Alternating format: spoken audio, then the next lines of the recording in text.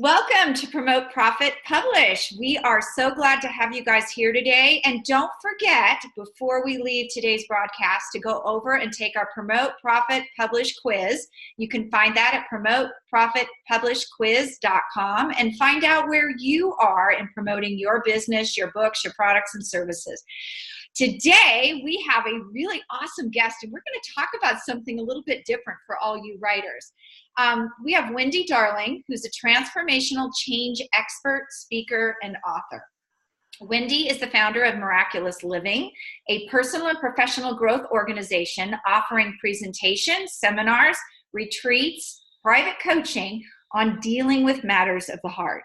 Wendy is a recognized expert on navigating change and achieving your desired results. Her transformational system, Healing Harmonics, provides the vehicle for achieving those results with greater ease and speed. Wendy has over 30 years of experience as a business and life transformation expert, master healing practitioner, management and organizational development consultant, manager, executive, entrepreneur, radio talk show host, and keynote speaker. Yay, Wendy, that's quite a little resume. Welcome. I'm a busy girl. I guess you are. Thank you. So in the area of transformation, we're going to talk about sort of writer's block and what writer's block is really telling you in your life. Because not many people realize that writing a book is not only a journey, a transformation for the people you're writing it for, but it becomes a transformational vehicle for yourself as well.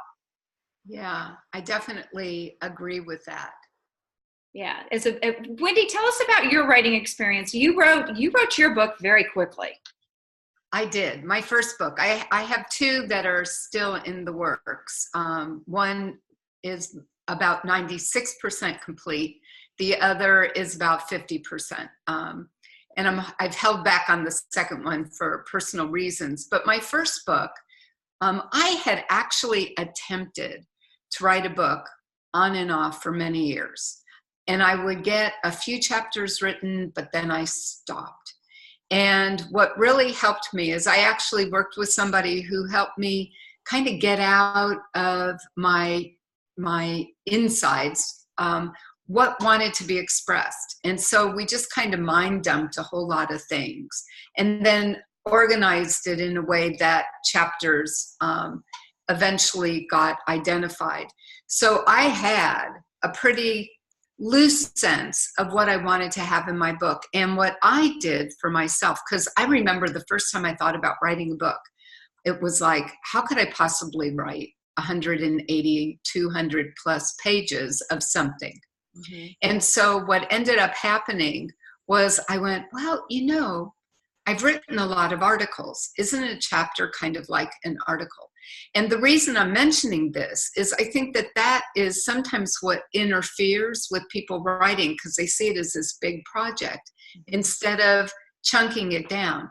And I even remember contacting my publisher back then saying, oh my gosh, I'm already on chapter whatever, and I don't remember the details any longer, and I am only at X number of thousands of words. This is going to be just this tiny little book. And yet I just kept chunking, I kept moving forward, and I would structure time. I would schedule maybe a half hour sometimes, usually an hour. On the weekends, I would get maybe a couple of hours in. I never expected myself to write further because what your audience wouldn't know is I've recovered from a traumatic brain injury. So, being really hyper-focused for a long time can wear me out. So this even worked for me in that regard. So little by little, I was able to make progress.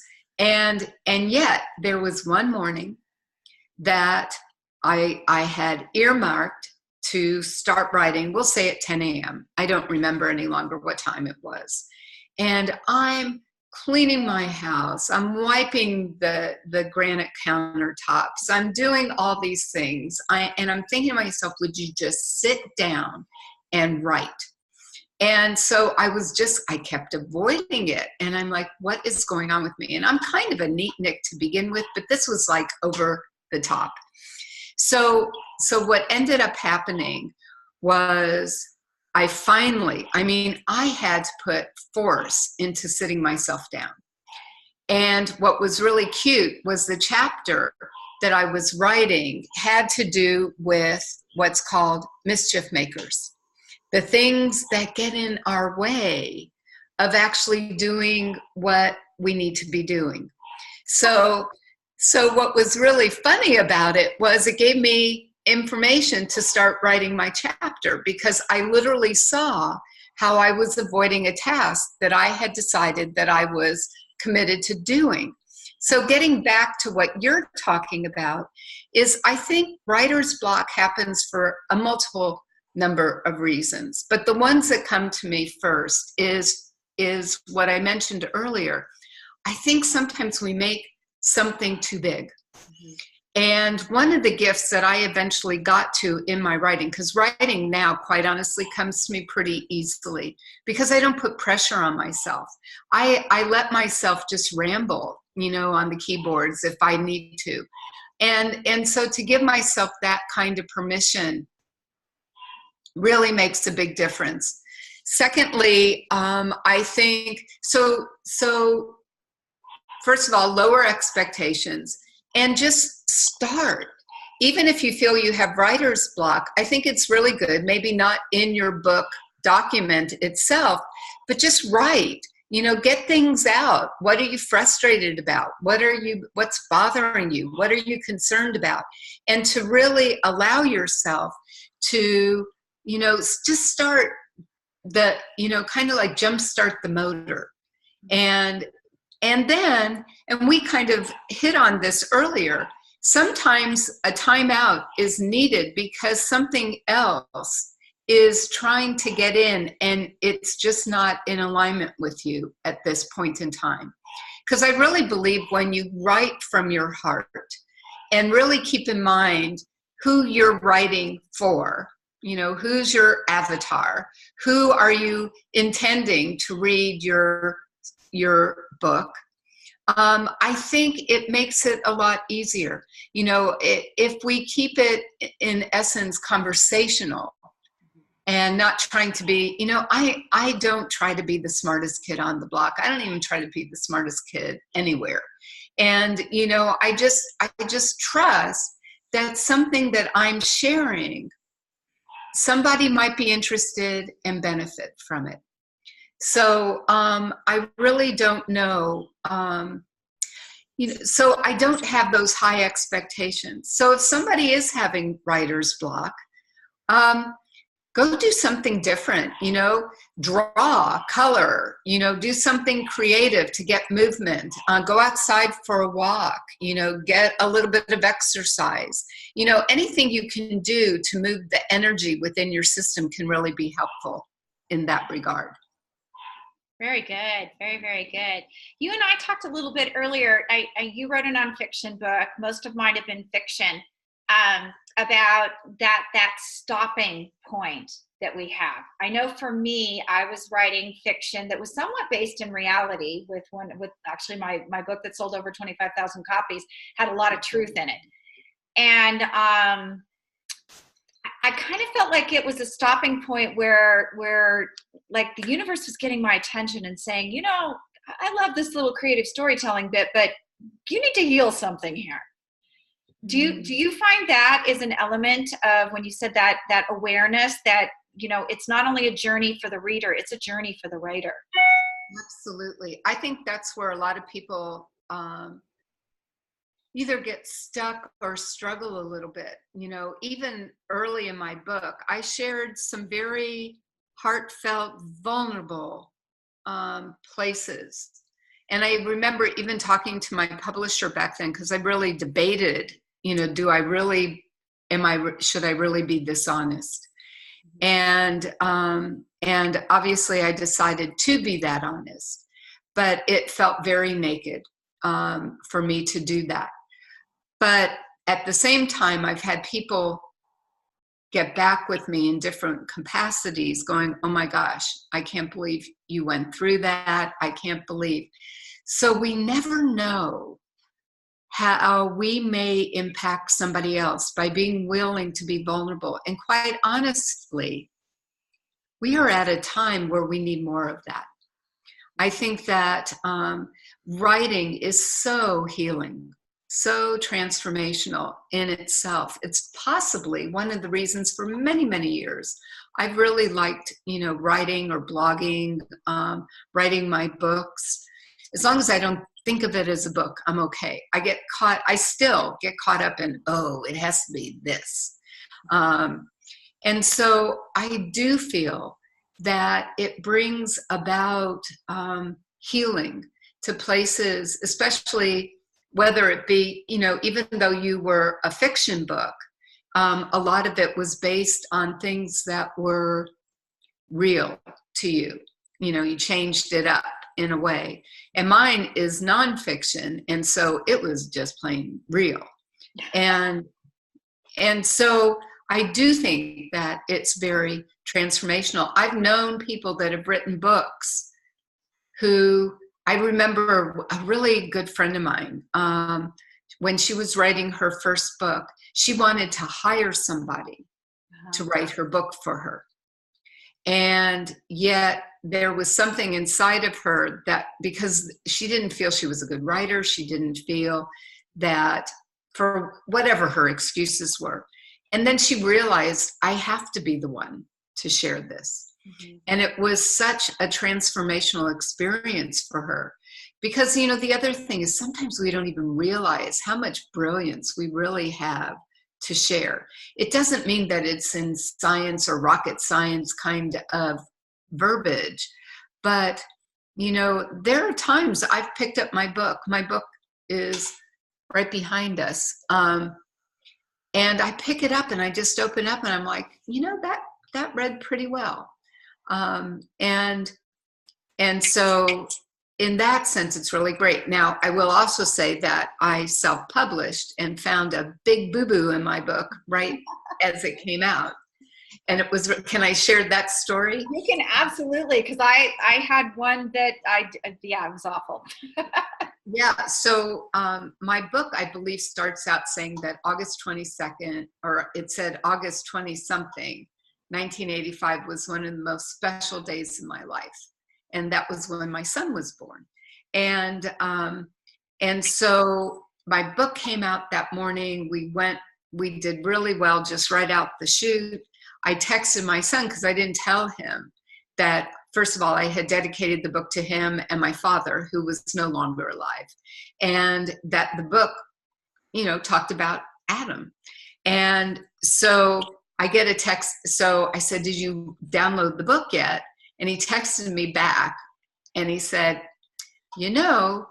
unless you've been telling me wrong all these years, I'm pretty sure August, whatever I had put in, is not my birthday. And I'm like, oh my God. I had put his wrong birthday in the book. Yeah, but nobody knew but you, right? And him. Right. And the good thing about self-publishing, we were able to, change it. And yes, I had already ordered, fortunately, a smaller number of books in print. And so I remember I was giving them out to family members, and I looked at Adam. We had gotten together Thanksgiving, and I said, why don't you wait until I get my corrected books? And he said, oh no, Mom, I really want this one. Of course he does.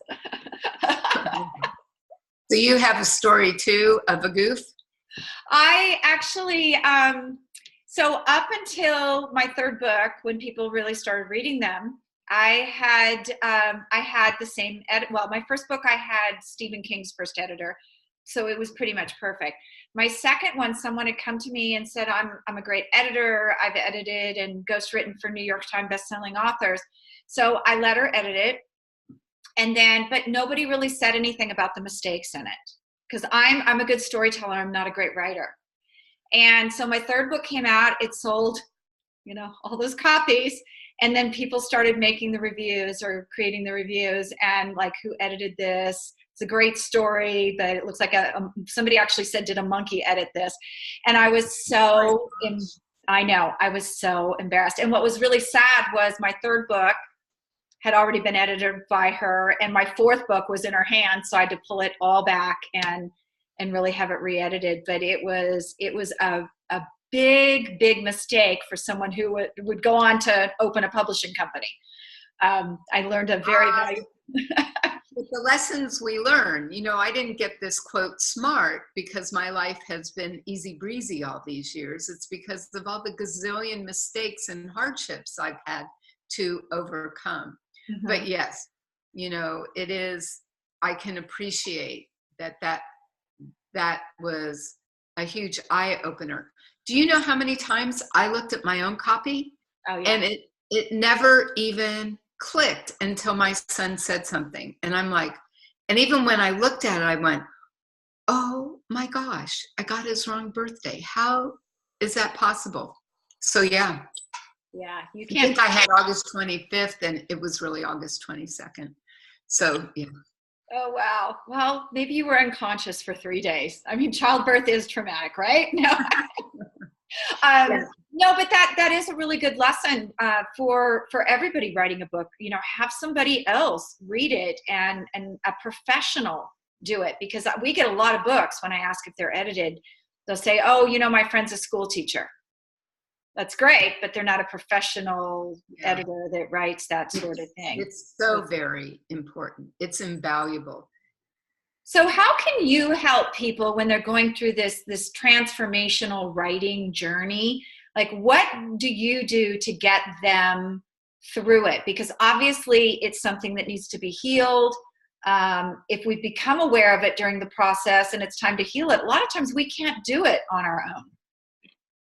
Yeah, well, that's where I am now very blessed to be able to offer people not only relief, but freedom. I had a very serious accident a number of years ago. I was flying from Texas to LA. I was working with the Fortune 100 company, and I was sick. I should never have gone, but I was a type A workaholic kind of girl. The show must go on. And I went outside the Dallas airport, and unfortunately I passed out. I fell over a ledge. I fell about 25 feet. Oh. And was really, my right leg was shattered. It was multiple surgeries and about 11 months before I would ever know that I would be able to walk again, which I do. And I had some back fractures. And then I was later diagnosed with a traumatic brain injury that actually took quite some time. And if that was not enough, around 4 weeks into being in the hospital, my former husband came, suitcases packed, saying he no longer wished to be married any longer, which I take my fair share of the responsibility for that decision. The timing just was kind of yucky. And then if that was not enough, he happened to be an attorney, and when we went to court, he was awarded full custody of our son, who was only 4.5 at that time. And that's really when I broke into a whole lot of pieces. I had been fearless up to that point. People said, hey, can you do this? I'm like, sure. And whatever it was, I would always figure it out. And so I was really a trailblazer. And now I didn't know who I was and what I could possibly trust. And interestingly enough, it was my mom who suggested that I might want to learn how to meditate. And quieting my mind was an oxymoron back at that point. And to make seriously. And so to make a long story a little bit shorter, I went to somebody to learn how to meditate, and my healing gifts started coming through me and started to be cultivated. And I have to say, I shared this because I was not that girl prior to my accident. I started to be able to see energy. I was able to see where there were blocks within people. I'm very grateful that I have a whole system today that I use with my clients, as well as training coaches and practitioners in it. And I can find the core of anything that's interfering, creating a misalignment, holding people back.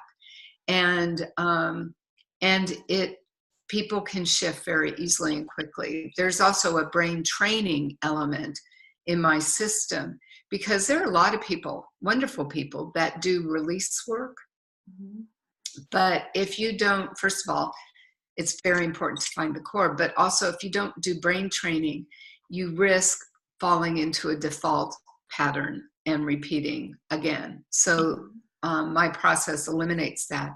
So when people are discovering, maybe emotions that have been buried for a while, we have our system, both our mind and our bodies, do everything in their power to keep us safe.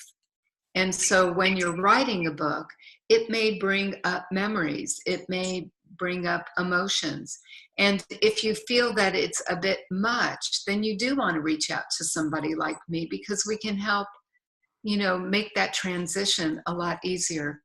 I've worked with people with all types of issues. I do work with a lot of business owners just to help them accelerate their growth, their income, their profits. And yet I've worked with people who have been abused. I've worked with people with learning disabilities, both adults and children. I have fun. I get to work with some people that want to attract love. I never knew that was going to be one of my signatures. And couples who want to replenish their relationships. I've even helped people release weight because when we really find what is getting in the way, it's like, sliding on snow or ice. It's just so much smoother sailing. And when we hit those road bumps, typically it's a part of our inner world that's saying, whoa, this does not feel safe. And more times than not, it really is a safety issue or a not worthy issue are probably the two most common that happens. And I do know that almost everybody that I work with, I have to adjust what I call their receiver, their ability to receive more love and support. So, so that's a long explanation, but the gift of living in our world today is we really do have ways to, love those places back to health. I don't really know if I remove things. Well, I guess we do. But we infuse so much love into the energetic body that impacts the mind and the physicality. And it's just lovely what ends up happening.